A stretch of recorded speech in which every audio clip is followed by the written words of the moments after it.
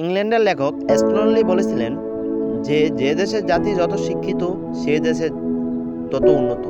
কিন্তু এটার মধ্যে অনেক ধরনের শিক্ষিত রয়েছে। শিক্ষাকেও আবার দুই ভাগে ভাগ করা যায়। একটা হয়েছে প্রকৃতি থেকে শিক্ষা নেওয়া, আর একটা হয়েছে কৃত্রিমভাবে শিক্ষা নেওয়া। এই কথাটাকেই আবার চীনের সরকার অনেক গুরুত্ব দিয়েছে। একটা সময় চীনকে কোনো দেশই পাত্তা দিত না। তারপর ইংল্যান্ডের লেখকের কথা সে একটি বইয়ে পায়। তারপর থেকে সে তার দেশে স্কুল কলেজে ছেলে মেয়েদেরকে কৃত্রিম শিক্ষা দেওয়া থেকে প্রকৃতি শিক্ষা দেওয়াটা অনেক গুরুত্ব দিয়েছেন। এবং প্রতিটি স্কুল কলেজে এরকম নিয়ম করেছেন যে প্রতি সপ্তাহে একবার হলেও ছেলে মেয়েদেরকে শিক্ষা সফরে নিতে হবে।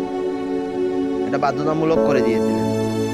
ফলে তারা প্রতি সপ্তাহে নতুন নতুন নতুন জায়গায় যাবে, নতুন নতুন জায়গায় গিয়ে খাপ খাওয়ানো জিনিসটা শিখবে এবং সে নতুন নতুন জায়গায় গিয়ে সে অনুভব করতে পারবে দেশের কি অবস্থা। তারপর চীনের সরকার আরেকটা নিয়ম করেছেন, তাদেরকে বই পড়া থেকে প্র্যাকটিক্যাল বেশি শেখানোর গুরুত্ব দিয়েছে।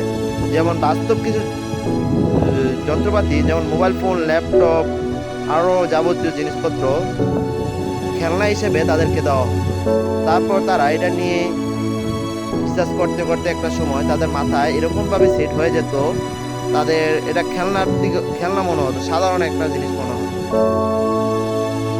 তারপর এইরকম আস্তে আস্তে ধীরে ধীরে অনেক প্রচেষ্টা ফলে তাদের ছেলেমেয়েদেরকে এবং শিশুরা অনেক পরিশ্রমী ও মেধাবী হয়ে ওঠে,